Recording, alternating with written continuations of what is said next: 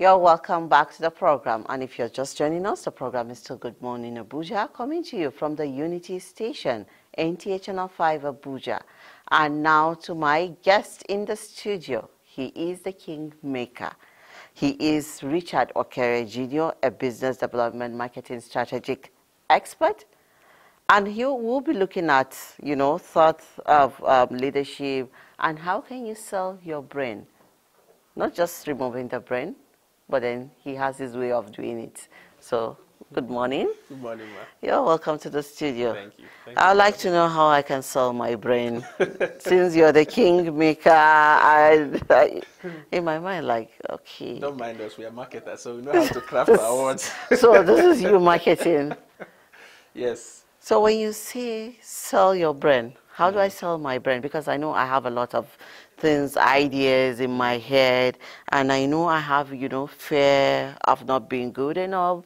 Yeah. Yeah, an imposter syndrome. Yes. So how do I sell it? So that's one thing that a lot of people struggle with. So when we say sell your brain, what we mean is basically your expertise, your story, your experience, because the world is shaped by stories. The world is shaped by expertise that people have that they are able to use to create solutions for people. Okay. And we're just telling people to be more confident, which is to answer your question. So when people ask, we tell people that the first limitation, the first struggle is, I'm not good enough, imposter syndrome, what would people say? I'm not old enough, I'm too young, all those questions. But one thing that people need to understand is that so long as you start, the most important thing is for you to start. The sooner you start, the sooner you are able to learn the ropes, overcome difficulties. The sooner you are able to build expertise. The sooner you are able to get used to being in the public eye and being able to create solutions and solve problems. So what are the 4 or 5 steps that I should take in order for me, to actually sell my brain? Let me just give you an example. I'm somebody, I have a lot of ideas. When I sit down and I think about them, and I might start. Yes.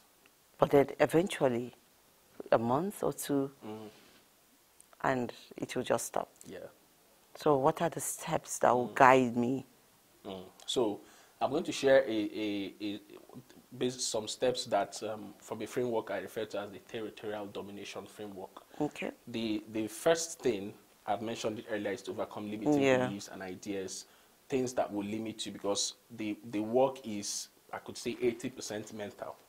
So if your brain is not going with you, you are really not going to succeed. Your mind needs to be going with you on the journey. Okay. So that's the first thing. The second thing is that you need to define your audience, know their problems, know their desires. Because if you don't know people's problems, you are going to struggle. If you don't know where they want to go, you will not be able to create the future for them. And for you, one of the ways to know that is that you have to think about yourself. You've gone through that experience. Somebody who probably has gone through that experience. What was it like? How did you feel? What are the struggles you had? What are the limitations you had? What were you not able to do? Where did you want to be? So we categorize that into 3 things: psychographics, sociographics, and demographics. So demographics are like age, sex, location, income level, all those things. Sociographics are things like who do those people follow? Where do they hang out? Those are the things that you ask. Then psychographics have to do with what are they thinking? What are their limitations? What are their desires? Those are psychographics. So that's the second thing. The third thing that you need to do is to gather those people into a community. Okay, when you say into a community, how? So into a community would mean usually we do online communities, but you can build an offline community. A community is something like a church. A community is something like a mosque. Yeah. People go there for certain solutions that they want. A community is something like a Facebook group. If I were to go online. A community is something like a consistent event that you host maybe every month, a club. an association. All those things are communities, and all of them are there because of a shared interest.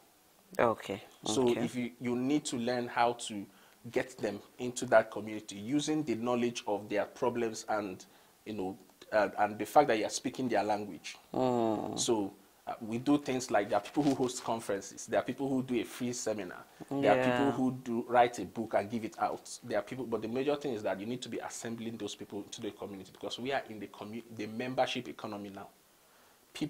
Membership economy is people follow people who they know that they can take them to where they want to be.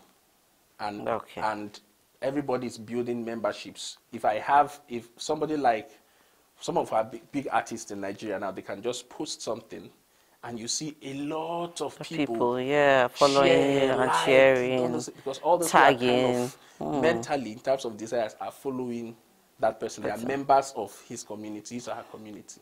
There are people who run YouTube channels. It's not easy to bring people to, you just have to have that. Yes. So once you have that community, the next thing is, which is the number 4, is to begin to create products and services. So that's the monetization part. Products and services that will solve their problems. Things like books, things like courses, things like coaching programs, things like events, things like even software, things like even tangible products and services that solve each of their problems. So once you are done with that, the last layer is to learn how to sell. Because every one of us, at some point, we need to sell.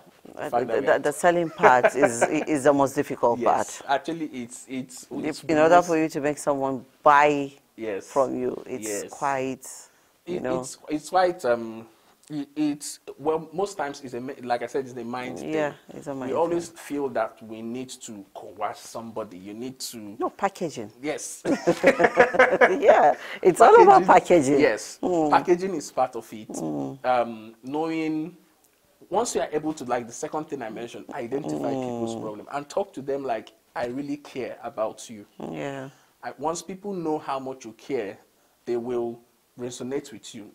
One of the motivational speakers, Zig Ziglar, says that people don't care how much you know until they know how much you care.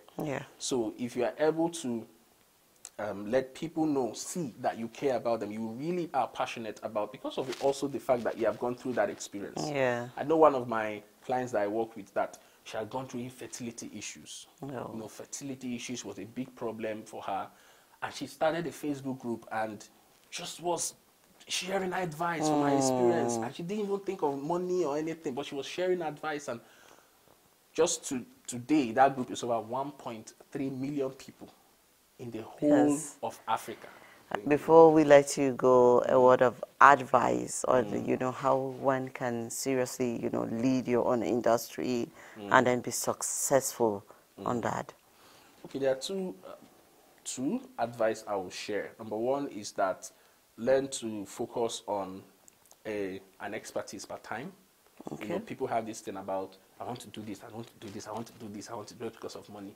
So pick one. So pick one. Don't be in a hurry, but at least give yourself a year or 2 years. But make sure you have a very good coach or mentor who is guiding you through that part. And then the second thing is stay consistent. Stay with everything that we do in the world, every thing that you're trying to work on, you need consistency. So if you can stay consistent, do it. There's something called the law of compound effects. All your little bit of action that you've taken will compound and just launch you into your big empire. Yeah, definitely. Thank you so much. Thank you for coming on the program. Thank you for having me. And I've learned so much. And I know wherever you go, you sell everything. Yes. Well, I've been speaking to Richard Okere Jr., the Kingmaker, a business development and marketing strategic expert. And what he said is, you shouldn't be in a hurry. One thing at a time, and then consistency is the key to everything we're doing. If you're not consistent, you will not see results. We're going to short break, and Good Morning Abuja continues.